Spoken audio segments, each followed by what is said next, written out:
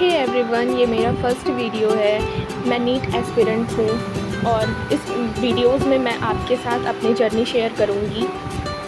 तो आज उठने में मुझे थोड़ी सी देर हो गई थी, तो मैं उसके साथ नहा ली और नहा के मैंने पूजा किया। फिर थोड़ा सा स्किन केयर किया, स्किन केयर जो कि केवल सीरम और मॉइस्चराइज़र है ऑफ कोर्स। फिर कपड़े फैलाने के लिए मैं गई और बारिश हो रही थी, तो मैंने सोचा आपको ये नज़ारा दिखा दूँ। नज़ारा काफ़ी आई कैचिंग था, सो आई जस्ट वांट कि आप लोग भी देखो। और फिर क्योंकि मेरा ब्रेकफास्ट मिस हो गया था, तो मैंने एक आम खाया। फिर टू डू लिस्ट बनाया जिसमें आज मुझे सेल चैप्टर पूरा कंप्लीट करना था। और मैं अपनी प्रिपरेशन यकीन 2.2 से कर रही हूँ।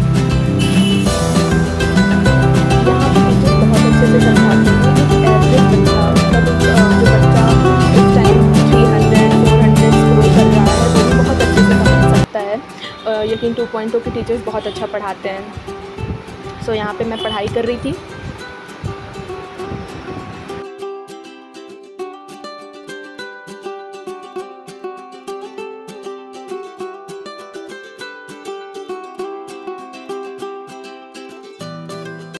और आज की क्लास बहुत मजेदार होने वाली है। मैंने सोचा कि सबसे पहले आज की क्लास में आपको एक रियल मोटिवेशन दिया जाए। बहुत हो गई बातों की बात। आज मैं आपको वो चीज दिखाने वाली हूँ जो आपकी लाइफ का सबसे इंपॉर्टेंट ऑर्नामेंट बनने वाली है, यानी आगे जाकर आपका सबसे बहुमूल्य गहना ज्वेलरी बनने वाली है। जी हाँ स्टूडेंट्स, आपको मोटिवेट करने के लिए आज मैं लेकर आई हूँ मेरा फर्स्ट स्टेथोस्कोप। क्या आपको दिखाई दे रहा है सबको? मेरा फर्स्ट स्टेथोस्कोप जो मेरे सिलेक्शन के बाद में मुझे मेरे टीचर ने गिफ्ट किया था। ये आज भी रखा है। हालांकि हॉस्पिटल जब जाते हैं तो ऑफकोर्स हॉस्पिटल में तो आपको खुद का स्टेथोस्कोप मिलता ही है, बट ये मेरा स्टेथोस्कोप जो मुझे मेरे एमबीबीएस नीट एग्जाम क्वालिफाई करने पर मेरे टीचर ने दिया था। जी आप में से जो भी क्वालिफाई करेंगे बिल्कुल उनको मैं भी ऐसे ही स्टेथोस्कोप दूंगी। तो इसके लिए फाइट कर रहे हैं हम। अब सवाल ये उठता है कि क्या ये स्टेथोस्कोप आप बाजार से जाके और खरीद के और ऐसे पहन सकते हैं? नहीं, क्योंकि इसके लिए इसे कमाना पड़ता है और इसे कमाने के लिए पढ़ना पड़ता है, रेगुलर पढ़ना पड़ता है। मैं आज आपको एक छोटी सी कहानी बताती हूँ, उसके बाद हम क्लास शुरू करेंगे। मुझे अभी भी याद है स्टूडेंट्स, मैंने अपनी प्रिपरेशन जब स्टार्ट की थी, मेरा सिलेक्शन 12th के साथ हुआ था। मैं लकी थी, मेरे पास 11th में गाइडेंस था, तो मैंने 11th से ही अपनी प्रिपरेशन शुरू कर दी थी थोड़ी थोड़ी। मतलब मैं 11th में भी थोड़ा सिंसियर थी। तो 12th क्लास में मेरे को अभी भी याद है, हमारे टाइम में डमी स्कूल्स नहीं हुआ करते थे। बिल्कुल रिलैक्स होकर पढ़ो, आपकी बॉटनी मेरी टेंशन है, आप तो इंजॉय करो, पॉजिटिव रहो, मोटिवेटेड रहो। तो मुझे अभी भी याद है कि 12th क्लास में जब मैंने प्रिपरेशन स्टार्ट की, हमारे टाइम डमी स्कूल नहीं होते थे। 70% स्कूल में अटेंडेंस कंपलसरी होती थी। मेरा CBSE बोर्ड था। तो हमारे टाइम पर क्या होता था मैं आपको बताती हूँ। जैसे मंडे, वेडनेसडे और फ्राइडे 3 दिन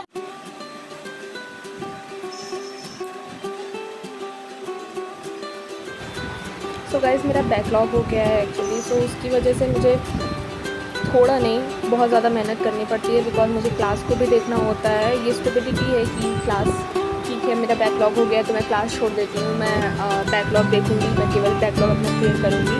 नहीं, हमें क्लास को भी साथ में लेके चलना होता है। सो दैट्स वाई मुझे थोड़ा एक्स्ट्रा एफर्ट इस टाइम लगाना पड़ रहा है, बट इट्स ओके। मैं बैकलॉग जब कंप्लीट कर लूँगी then I think there will be more relief for me.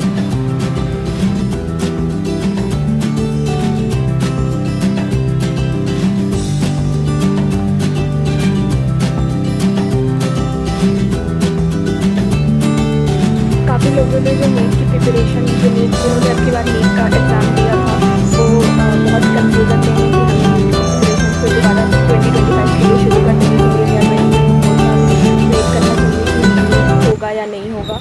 So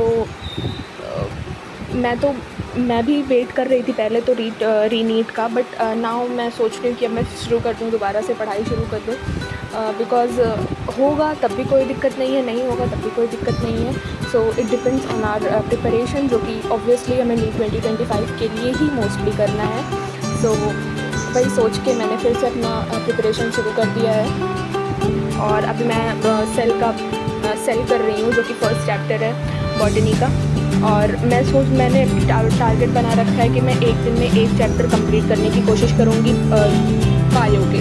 obviously physics और केमिस्ट्री के नहीं हो पाएंगे, बिकॉज फिज़िक्स और केमिस्ट्री में बहुत ज़्यादा मेहनत करनी पड़ती है। तो मैं वो तो एक दिन में एक चैप्टर करना पॉसिबल नहीं है। बाकी मैं बायो में पूरी कोशिश करूँगी कि मैं एक दिन में एक चैप्टर करूँ, ताकि मैं NCERT से कई बार हो जाऊँ उससे। तो दैट्स वाई मैं कोशिश कर रही हूँ कि मैं एक दिन में एक चैप्टर कंप्लीट करूँ। बाकी लेट्स सी, मेहनत करना केवल हमारे हाथ में है। Let's see what will happen, और all the best to you guys also.